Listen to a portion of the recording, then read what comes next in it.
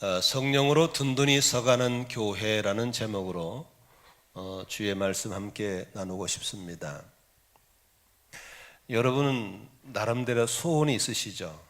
여러분의 소원은 무엇입니까? 부모님은 자식을 향해서 나름대로 소원을 갖고 있죠. 여러분은 자녀들에게 어떤 소원을 갖고 계십니까? 이 땅에 교회를 세우신 하나님은 그 교회를 향한 하나님의 소원이 있습니다. 하나님의 소원은 무엇일까요?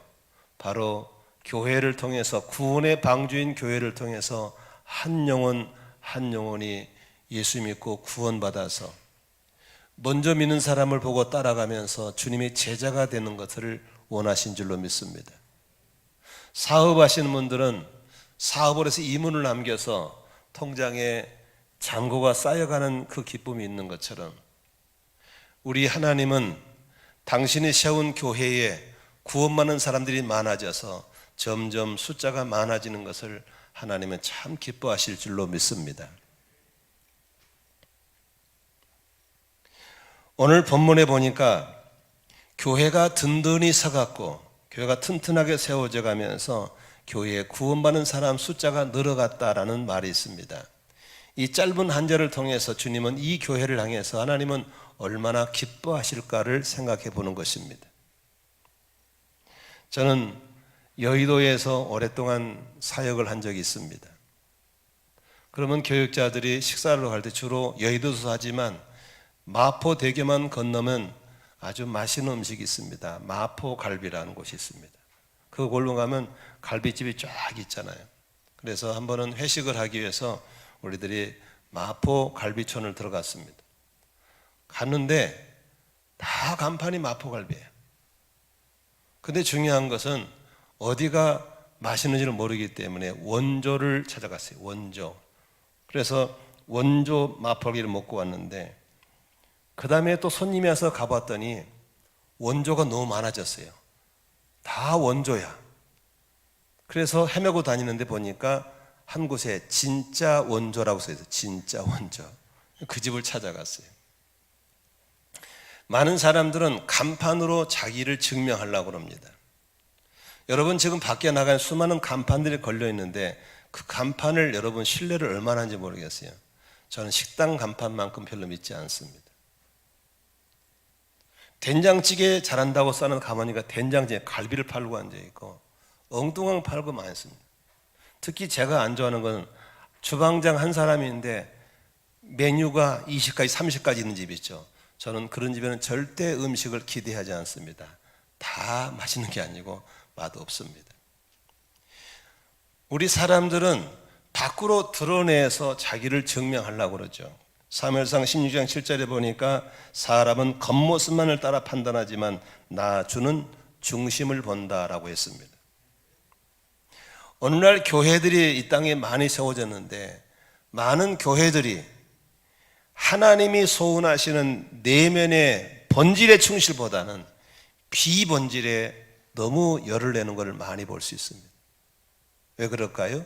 하나님의 비율을 맞추는 것이 아니라 사람의 비율을 맞추기 위해서 넓은 파킹장을 준비해야 되고 쾌적한 환경을 준비해야 되고 성도가 식사할 수 있는 자리를 준비해야 되고 차 마시는 커피숍을 준비해야 되고 그리고 화려한 영상 시스템을 갖춰야 되고 그래서 엄청난 성도들의 헌금과 에너지들이 그렇게 하나님이 원하는 본질보다는 비본질적으로 그리고 영혼을 구원받고 제자를 만드는 것보다는 사람들 어떻게 많이 모을까에 신경을 쓰고 있는 쪽으로 가고 있는 교회들이 이 땅에 많아지고 있다고 하는 것입니다. 그로 인해서 교회 안에 들어온 멤버들은 정신을 못 차는 사이에 이미 불신자들이 교회를 볼 때 평가절하하면서 외면해버리고 맛을 잃은 소금에 대해서 길가에 밟혀지고 있는 것이 오늘날 현실이라는 것도 부인할 수가 없습니다. 어느 교회로는 할 수 없지만 제가 한 교회를 방문해 봤는데 그 목사님이 자기 교회의 이 오디오 시스템을 소개하더라고요. 그런데 뒤에 있는 이 화면, 모니터 화면 하나가 3억이랍니다. 그 교회는 화면이 3개인데 양쪽 보조로 있는 것은 1억 5천짜리랍니다. 그래서 성도가 바라보는 화면 3개가 6억짜리가 걸려 있는 겁니다. 그리고 음향 시스템이 얼마나 좋은지, 스피커 한 동에 스피커 하나가 몇백만 원씩, 몇천만 원씩 달려 있고, 그리고 자신은 단에 쓰려면 코디가 와서 얼굴을 분장을 해준답니다. 사람들이 엄청나게 많이 온답니다. 그런데 재미있는 것은 자기 교회는 등록된 숫자보다 예배자가 더 많다는 겁니다. 저는 그런 사람 보고 교회 투어족이라고 얘기를 합니다. 여러분, 정말 우리 그 교회가 이렇게 30년을 31년째 접어들면서 저나 여러분이 뭐가 교회입니까? 건물이 교회가 아니잖아요. 구원받은 여러분 한 분 한 분이 모아져서 주님의 교회가 되는 걸 믿으시기 바랍니다. 벽돌 한 장 한 장 모아서 집이 되는 것처럼 여러분 한 분 한 분 모아서 교회가 되는데, 여러분 한 분 한 분의 마음속에 하나님의 소원을 품고 여기 와서 있다면 이 교회는 좋은 교회인 줄로 믿습니다. 그런 넓은 파킹장이, 식당이, 카페가 없고 그런 화려한 시스템이 없다 할지라도 주님의 소원을 품고 그것으로 같은 방향을 잡고 온 공동체가 같은 말을 하고 같은 뜻을 품고 달려간다면 그 한 분 한 분은 하나님의 기쁨이고 하나님이 얼마나 축복하실까를 생각해 보는 것입니다. 아멘이시죠? 우리 모두 하나님의 소원인 한 영혼이라도 구원받는 일에, 한 사람이라도 쭉정이가 알곡이 되도록 제자를 만드는 일에 우리가 힘을 쏟고 그렇게 같은 말을 하고 같은 뜻을 품고 같은 힘을 모아나가는 그런 공동체가 되어서 이 교회는 구원받는 사람이 날마다 더해가고 주님의 제자가 날마다 세워가는 그런 교회가 되시기를 주의 이름으로 축원합니다. 주님의 소원이 우리의 소원 되기를 원하시면 아멘 하십시다. 오늘 본문에 보니까 그 주님의 소원을 이루어가는 이 교회 속에는 우리가 꼭 본받아야 할 3가지가 있습니다. 그 3가지를 부여잡고 함께 달려가면 하나님이 더 많은 은혜를 주실 줄로 믿습니다. 한번 본문을 보도록 하겠습니다. 본문이 짧기 때문에 반복되게 볼 것 같습니다. 우리 전반절을 같이 읽어볼까요? 그러는 동안에 교회는 유대와 갈릴리와 사마리아 온 지역에 걸쳐서 따라합시다. 평화를 누리면서 튼튼히 서갔고, 교회가 평화를 누리면서 튼튼히 서갔다라고 했습니다. 여러분, 교회가 평화를 누렸다. 당연히 평화를 누려 좋지요.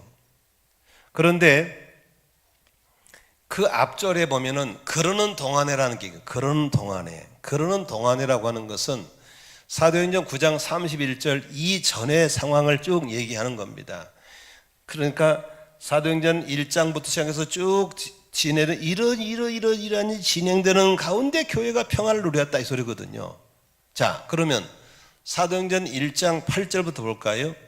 오직 성령이 너에게 임하시면 너희가 권능을 받고 예루살렘과 온 유대와 사마리아 땅까지 내 증인이 된다. 그래서 성령이 임하셨죠? 성령을 받으신 줄로 믿습니다. 그들이 성령 받고 나면 뭐가 됐어요? 핍박자가, 무관심자가 복음을 전하는 전도자가 됐죠.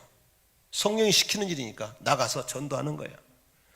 그러니 빛을 전하니까 어둠들이 극성을 부리고 반대하죠. 기득권들이 막 일어나서 공격하고 핍박하고 감옥에 넣고 스데반 집사는 돌에 맞아 죽고, 그리고 사울이라는 청년은 예수 믿는 사람을 잡으느라 구속영장을 가지고 다니면서 열을 내고 사람들을 감옥에 쳐놓고 교회에 불을 지르고 그런 상황이었거든요.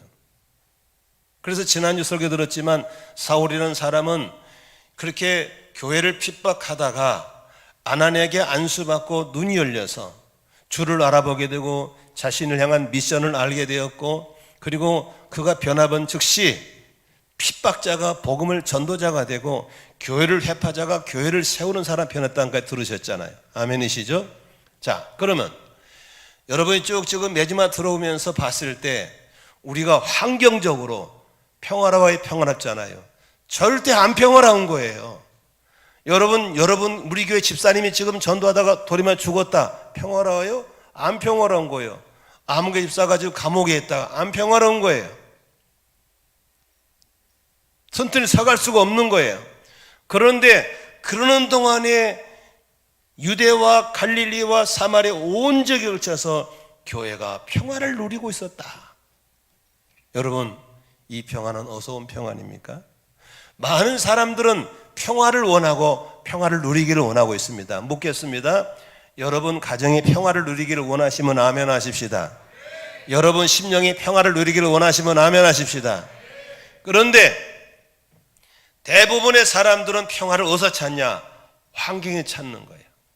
이중창이 돼야 되고, 자동차 소음이 없어야 되고, 공기가 맑아야 되고, 그래서 좋은 차를 타야 되고, 환경을 통한 평화를 찾고 있고 환경을 통한 평화를 누리려고 하고 있는 거예요. 저는 물론 이해는 하죠. 도움은 되겠죠. 그러나 여기서 이분들이 누렸던 평화는 환경이 주는 평화가 아니었어요. 어떤 평화였어요? 하늘이 내리는 평화인 줄로 믿습니다. 요한복음 20장 19절에 예수님께서 안식 후 첫날 저녁 때 제자들이 유대인들을 두려워해서 모인 곳에 문들을 닫았더니 예수께서 오사 가운데서 이르시되 너희에게 뭐가 있을지어다? 평화가 있을지어다. 두려워 떨고 있는 그들을 찾아오셔서 예수님이 하시는 말씀이 너희들에게 평화가 있을지어다 그랬습니다. 요한복음 16장 33절에 이것을 너희에게 이르는 것은 너희로 내 안에서 뭘 누리게 하렴이라? 평화를 누리게 하려 함이라. 주님은 우리가 평화를 누리는 걸 원한 줄로 믿습니다. 주님은 두려워 떠는 자들이 찾아오셔서 평안을 주시는 줄로 믿습니다. 여러분, 우리는 주님이 주시는 평화를 누리며 살 수 있도록 부름을 받은 사람인 걸 믿으시기 바랍니다. 진정한 평화는 환경이 주는 좋은 주택이 좋은 차가 주는 평화가 아니라 하늘이 내리는 평화가 우리 그리스도인들에게 넘쳐나야 될 줄로 믿습니다. 찬송가 370장 가운데 주 안에는 나에게 딴 근심이 있으라 십자가 밑에 나아가 내 짐을 풀었네. 412장 평화 평화 평화로다 하늘 위에서 내려오네. 내 영혼의 평화가 넘쳐남은 주의 축복을 받음이라. 내가 주야로 주님과 함께 있어 내 영혼이 편이시네. 진정한 평화는 하나님이 주시는 평화인 줄로 믿습니다. 많은 분들이 밤에 잠을 잘 못 잡니다. 그걸 불면증이라고 그러죠. 어떤 사람들은 수면제를 먹어야 자는 사람도 있습니다. 그리고 잠을 자려고 별 노력을 다 하죠. 여러분 잠이 보약이란 건 인정하시죠? 잠을 잘 자야 됩니다. 그런데 이 깊은 잠, 숙면이라고 그러죠. 숙면은 약으로 되는 게 아닙니다. 푹신한 침대가 주는 것도 아닙니다. 하늘이 줘야 될 줄로 믿습니다. 그래서 건강한 사람의 공통점은 잘 잡니다. 저는 참 감사한 것은 부모님께서 저에게 잠을 잘 자는 복을 주셨어요. 누우면 잡니다. 눈 뜨면 새벽입니다. 요새는 이제 나이가 60이 넘으니까 중간에 꼭 한 번 소변 보러 갑니다. 힘들어요. 그래서 웬만한 물을 안 먹고 자려고 노력하는데 여러분 우리에게 이런 깊은 잠, 좋은 잠의 복을 받기를 바랍니다. 시편 기자는 그렇게 노래합니다. 하나님은 사랑하신 자에게 뭘 준다? 잠을 주시는도다. 하나님은 우리에게 평안의 복을 주시기를 원하는 줄로 믿습니다. 교회가 평안해야 됩니다. 교회가 시끄럽고 쌈박질 나면 그 교회 어렵습니다. 집안이 평안해야 됩니다. 집에 가 맨날 부부가 싸우고 형제끼리 싸우면 집안이 잘 될 수가 없습니다.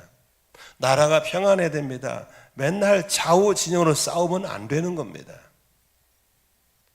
나는 그러는 동안에 그렇게 수많은 환경 고난 있어도 하나님은 평화를 주셨고 튼튼히 서가는 복을 주신 것입니다. 이런 평화를 누리기를 원하시면 아멘 하십시다. 언제 옵니까? 고난을 극복하면 오는 겁니다. 이런 수많은 핍박과 환난과 순교와 고난을 이겨내면서 찾아온 평화인 겁니다.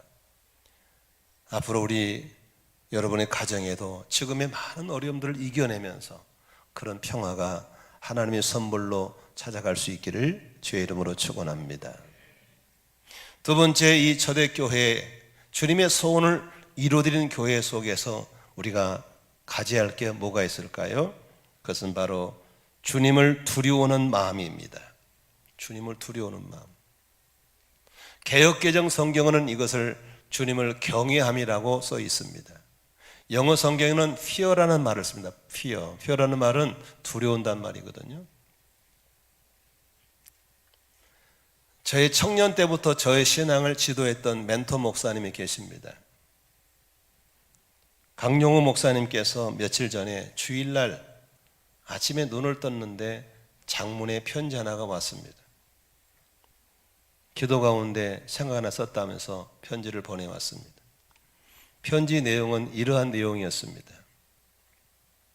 사람들이 코로나 바이러스를 두려워하고 있고 또 암병을 두려워하고 있는데 내가 보기에는 그건 두려워할 것이 아니다. 진짜 두려워할 것은 하나님이다. 암도 극복할 수 있고 코로나 바이러스도 극복할 수 있지만 하나님을 이길 자는 없다. 그런데 안타까운 것은 사람들은 코로나 바이러스가 무서워 벌벌 떨고 있고 암병이 무서워 벌벌 떨고 있는데 하나님이 두려워서 벌벌 떠는 사람 없더라.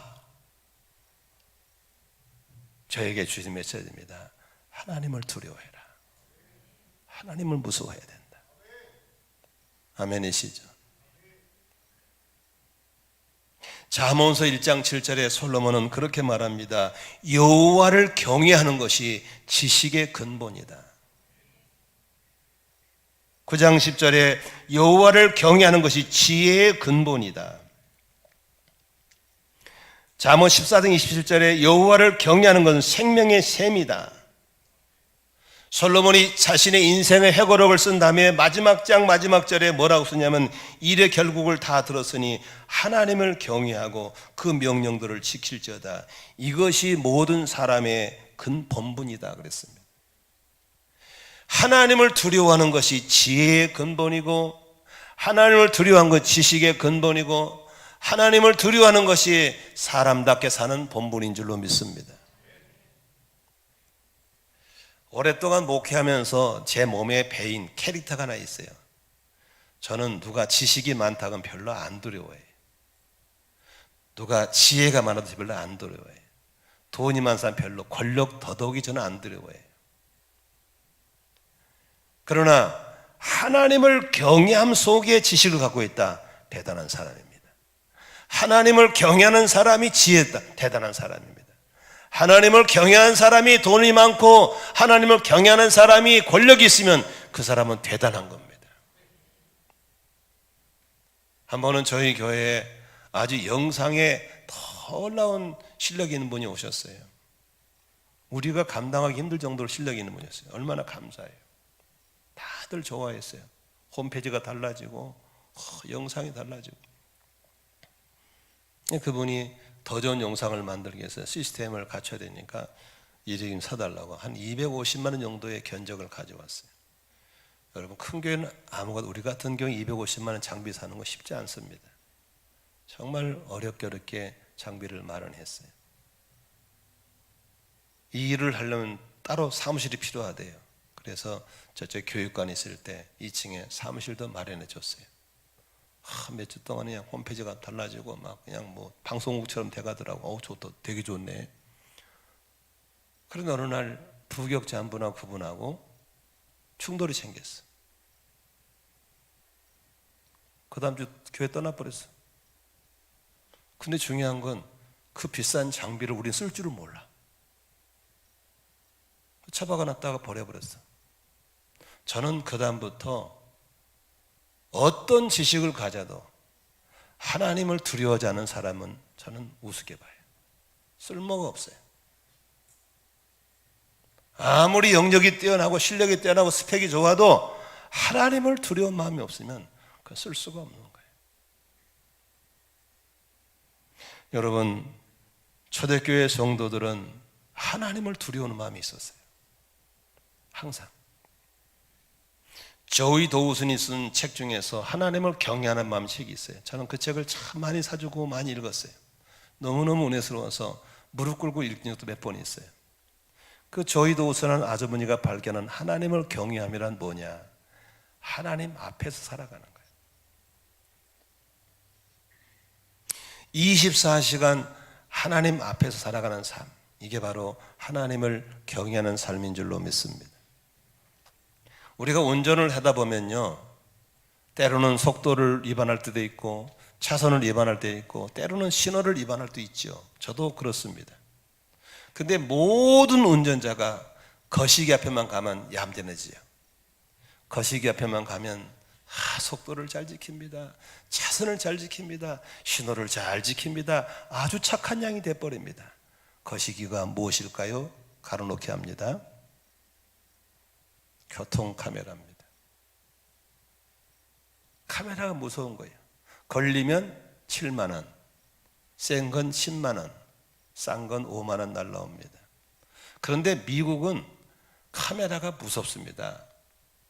걸리면 120만 원, 음주운전은 걸리면 박살나버리고 신호 어기면 60만 원 막 때려버립니다. 그러니까 카메라가 무섭습니다. 그런데 그 카메라는 우리 형체만 녹화할 뿐이지 소리는 녹음 못합니다. 그런데 하나님의 카메라는 간혹 있는 게 아니고 항상 있습니다. 우리 형체만 녹화하는 게 아니라 소리까지도 녹화합니다. 여러분, 교통카메라가 무섭다면 하나님의 카메라는 더 무섭다는 사실을 인정하시면 아멘 하십시오. 다 기록합니다. 그래서 하나님을 두려움이라는 것은 그 카메라 앞에 사는 것처럼 사는 것이 바로 그것인 줄로 믿습니다. 코를 후비다 보니까 코딱지가 나왔어요. 갈등이 생겼습니다. 호재무이 넣을까 버릴까? 순간적으로 탁 버렸어요. 버리고 보니 거기가 성전이었어요. 아무도 안 봤어요. 그냥 나올 수 있죠. 그런데 주님이 너 이놈, 네 코딱지를 어디다 버렸어? 제가 회개한 마음으로 다시 주워가지고 호주머니에 갖다 버렸어요. 이게 하나님을 경외하는 마음이에요. 아무도 안 봤어요. 주님만 보고 계시는 거예요. 그런 마음을 공동체가 다 갖고 있었기 때문에 하나님은 그 사람들을 통해서 영혼을 구는 역사가 일어나게 하셨고 평화를 주셨고 숫자가 늘어가는 축복을 주신 줄로 믿습니다. 여러분, 교회 다니고 예수 믿고 나서 복 받기를 원하시면 한번 아멘 하십시다. 자식이 잘 되기를 바라고 사업이 잘 되기를 바라고 번성하기를 바라고 다 복 받고 싶으시죠? 그렇죠? 아브람도 마찬가지죠. 아브람도 그런 복을 받고 싶었어요. 그런데 아브람에게 하나님이 그 복을 주시기 전에 테스트를 했어요. 테스트. 여러분, 시험은 통과하고 합격해야 될 줄로 믿습니다. 어떤 시험인 줄 아세요? 아브람이 100살 때 아들을 낳았어요. 얼마나 이쁘겠어요. 저도 우리 손주가 없지만 손주가 태어나면 우리 아내가 과연 절제가 가능할까 걱정됩니다. 내일이면 6월입니다. 6월 말 되면 우리 이경민 권사님이 손주를 안게 되는 기가 막힌 역사가 일어납니다. 저 아줌마가 과연 절제가 가능할지 저도 신경 쓰입니다. 그런데 저렇게 젊은 할머니도 힘들 정도로 이쁜데 100살 때 난 아브라함이 손주도 아니고 아들인데 얼마나 이뻤겠어요. 그 아들 이삭이 13살 됐을 때 얼마나 말도 또렁또렁 이쁘게 했겠어요. 그런데 하나님이 찾아오셔서 아브라함에게 시험 문제를 꺼내는 겁니다. 어떤 시험 문제냐? 네 아들 이삭을 내가 정한 모리아산 꼭대기에 가서 장작을 척척 쌓아놓고 그 아이를 제물로 올려서 목을 치고 양손 양발을 짜고 내장을 꺼내고 각을 떠서 불로 태워드리라. 이게 번제입니다. 불로 태우는 제사입니다. 그 제사의 제물을 소나 양이 아니라 네 아들을 바치라고 하는 것입니다. 만일 여러분 그런 시험 문제 받았다면 여기서 아마 99.999%는 시험 문제 쫙 찢어버리면서 주님 당신과 끝, 이렇게 끝났을 겁니다. 아브라함은 아무 말도 안 하고 지체치 않고 장작 더미를 짊어지고 불쏘시개를 들고 아이를 데리고 사흘 길을 걸어서 모리아산 위에 올라갑니다. 장작을 쌓습니다. 아이를 묶습니다. 그리고 칼로 목을 치려는 순간에 하나님이 아브라함아, 아브라함아 두 번 연거푸 부르면서 내가 이제야 네가 나를 두려워하는 줄 알겠다. 내가 이제야 네가 나를 경외하는 줄 알겠다. 시험 문제를 합격시켜준 줄로 믿습니다. 여러분 참 재미있는 것은 그 아브라함이 이 시험 문제를 합격한 다음에 어떻게 된 줄 아세요? 22장 16절에 이렇게 써 있습니다. 이르시되 여호와께서 이르시기를 내가 나를 가리켜 맹세하노니 내가 이같이 행하여 네 아들 독자도 아끼지 아니하였은즉 내가 너에게 큰 복을 주고 네 씨가 크게 번성하여 하늘의 별과 같고 바닷가의 모래와 같게 하리니 네 씨가 네 그 대적의 성문을 차지하리라. 네 씨로 말미암아 천하 만민이 복을 받으리니 이는 내가 나의 말을 준행하였음이라 하셨다니라. 우리는 하나님을 두려워하는 시험지 앞에 합격해야 될 줄로 믿습니다. 여러분들에게 복을 주시고 큰 걸 맡길 때 반드시 이 테스트를 겪어야 할 겁니다. 너 이래도 나를 믿을래? 너 이래도 나를 두려워할 수 있겠냐? 하나님을 두려워하는 것, 하나님을 제일로 여기는 것, 이 시험지 앞에 여러분 각자 다양한 문제로 발할 때 그 시험에 통과함으로 인해서 하나님께서 더 큰 걸 맡겨주시고 더 큰 지혜를 주시고 그 더 큰 넓은 영역을 주시는 감당할 수 있는 은혜가 있기를 주의 이름으로 축원합니다. 이럴 때 크게 아멘 하면 좋습니다. 아멘. 세 번째로 이 초대교회, 하나님의 소원을 이루는 초대교회에서 우리가 꼭 가져야 할 것은 무엇입니까? 바로 마지막 절에 있습니다. 성령님의 위로로 정진해서 그 수가 점점 늘어갔다입니다. 여기서 성령님의 위로 좀 원어를 써보겠습니다. 이 신약 성경을 처음 기록한 언어가 헬라어입니다. 이 헬라어에서 여기서 말하는 성령의 위로는 파라크레토스라는 말, 파라크레토스, 팔라크레오, 파라크레토스, 거기서 나온 말인데 다 무슨 소리입니까? 위로, 격렬한 소리입니다. 그러면 좀 더 한번 보겠습니다. 예수님 당시에는 보혜사라는 제도가 있었습니다. 보혜사. 한번 따라할까요? 보혜사. 우리 어렸을 때는 가정교사라는 제도가 있어요. 지금은 없죠. 과외죠. 가정교사는 뭡니까? 우리 집에서 먹고 자면서 우리 아이의 학업을 도와주는 사람을 가정교사라고 합니다. 그렇죠? 근데 예수님 당시에 보혜사는 뭐냐면 그 집 주인의 자녀를 도와주기 위해서 여러 가지 일을 도와주기 위해서 곁에 와 계신 분을 말할 때 보혜사란 말을 써요. 파라크레토스예요. 그런데 예수님 말씀하시기를 요한복음에서 그런 말씀을 하십니다. 내가 다른 보혜사를 너에게 보내주겠다. 요한복음 16장 6절에 그런 말씀하셨어요. 도리어 내가 한 말 때문에 너희에게 슬픔이 가득 찼다. 그러나 내가 자신 너희에게 진실을 말하는데 내가 떠나면 너희 유익하다. 내가 떠나면 보혜사가 너희에게 오시지 않을 것이다. 그러나 내가 가면 보혜사를 너희에게 보내주겠다. 여기서 주님이 보내주겠다는 보혜사는 뭘 말한 겁니까? 너희를 도와주시기 위해서 보내시는 성령을 보내시겠다고 하시는 겁니다. 아멘이시죠?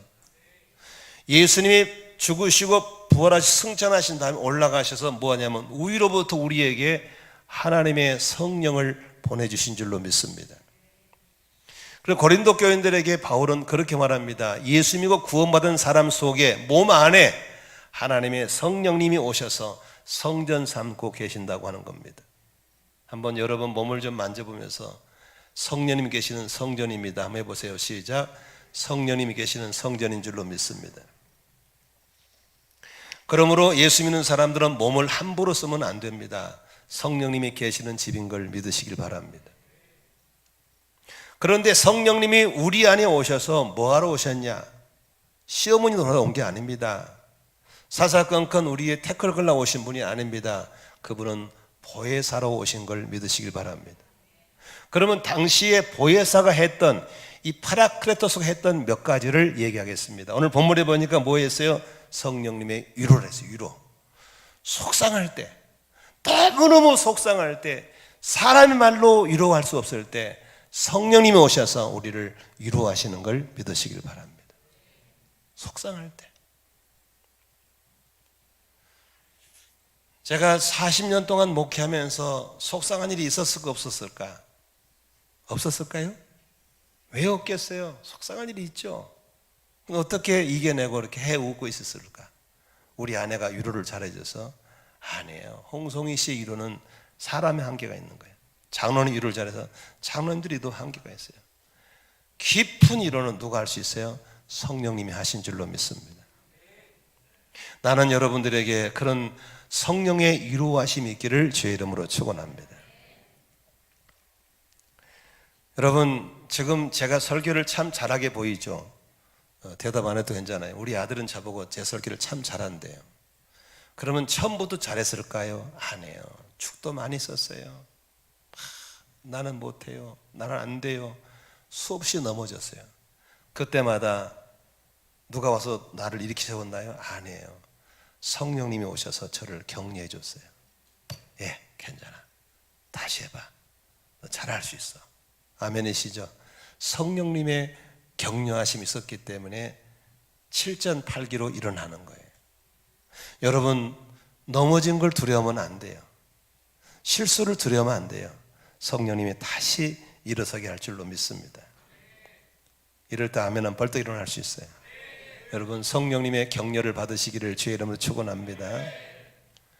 여러분, 제가 하고 있는 목회 사역이 쉽게 보여요? 아니에요. 저는 큰 짐이에요. 이게 여러분이 하는 일이 한 짐이에요. 다 한 짐씩이에요. 그런데 그 일을 하려면 누군가 도와줘야 돼요. 아내가 도와주고 장로님, 권사님이 도와주죠. 그러나 그건 한계에 부딪혀요.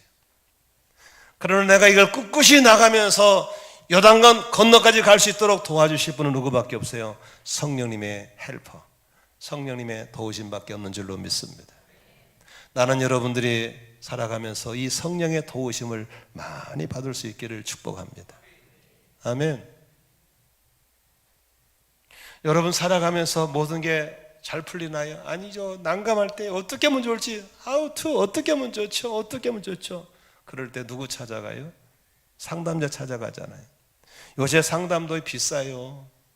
10만 원은 기본이에요. 근데 뭐 하는지 상담자는 가만히 듣고만 있어요. 그게 상담이래요. 그런데 성령님은 우리의 카운셀러예요. 기도하고 내가 매달리고 그러면 주님 오셔서 나에게 상담해 주시는 거예요. 이렇게 하면 어떨까? 저렇게 하면 어떨까? 저에게 때로는 멘토가 되어주시고, 할렐루야.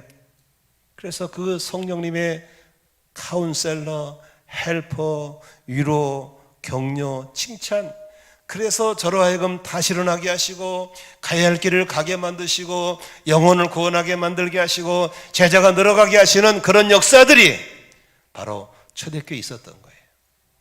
성령님의 위로로 정진했다고 그랬어요. 그래서 영혼이 이루어지고 숫자가 더 많아졌다고 그랬어요. 저는 저희 아내에게 이런 말을 자주 해요. 여보, 우리가 사역을 마치고 떠날 때, 우리가 이 땅에 살 마치고 천국의 요단강을 건널 때 한마디는 잊어서는 안 돼. 내가 한 게 아니었어.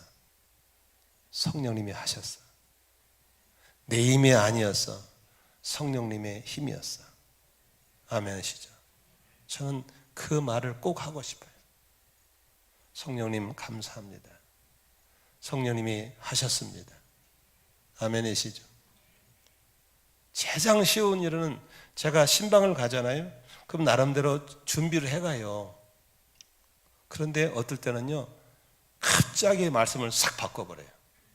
내가 준비한 말에 못하게 하고 꼭 이 말을 하라는 말, 그런 순종하고 해요. 근데 그날 신방은 대박 나는 거야. 더 은혜 받았대. 내가 한 거예요? 성령님이 하신 거야? 성령이 하신 거예요. 어떻게 내가 올라갈 수 있어요? 그분이 하셨는데. 그러니까 눈만 뜨면 늘 성령님 도와주세요. 성령님 함께 하세요. 할렐루야. 나는 여러분들에게 이 성령과 친밀하게 되기를 바라고, 성령으로 위로받고, 성령으로 격려받고, 성령으로 도우심받고, 성령으로 카운셀링 받으면서 우리의 삶을 살아가시기를 바랍니다. 성도의 삶에 가는 길은 꽃길이 아니에요. 고속도로 아니에요. 평탄한 길 아니에요. 지뢰밭이에요. 언제 밟고 터져서 발목이 잘릴지 모르는 곳을 가고 있는 거예요. 어떻게 갈 수 있겠어요? 아는 길을 가나요? 아니요. 한 번도 안 가본 길을 가고 있는 거예요. 그러나 두려우지 않아요. 전능하신 하나님의 성령이 우리를 인도하실 줄로 믿습니다. 피할 길 주실 줄로 믿습니다. 아멘. 구름 기둥을 쳐주시고 불기둥 쳐주시고 만나를 주시고 반석에 생수 주시고 두렵지 않습니다. 성령과 함께 하시기를 주의 이름으로 축원합니다. 오늘 아침에 보니까 오늘 성령 강림주일이구나. 너무 감사한 거예요. 어떻게 감사하지? 그래서 또 숨겨놓은 용돈 꺼내갖고 감사함했어요. 하나님, 성령님 나와 함께 하신 걸 감사합니다. 감사 안 할 수가 없어요. 정말 진심으로 감사하고 싶었어요. 우리 성도님들에게 이런 성령과 친밀함 속에 살아가기를 주의 이름으로 축원합니다. 저는 선교사님들을 섬기기를 벌써 21년째 하고 있잖아요. 많은 선교사가 편지가 옵니다. 저는 꼭 답장해 줍니다. 반드시 한 말이 있습니다. 선교사님, 사역의 주체는 성령님이십니다. 성령과 더 친밀한 가운데 행복한 사역 되시기를 축복합니다. 꼭 그 말 해줍니다. 우리 목자, 목녀님들 신학교란 목사 전석했던 목회를 평신도 하는 거 쉽지 않습니다. 그러나 행복하는 비결이 있습니다. 성령과 친하십시오. 그러면 여러분의 목장 사역은 행복한 목장 사역이 될 것이고 수많은 기적과 간증들을 일으키는 목장 사역이 될 줄로 믿습니다. 할렐루야. 말씀을 정리하고 마치겠습니다.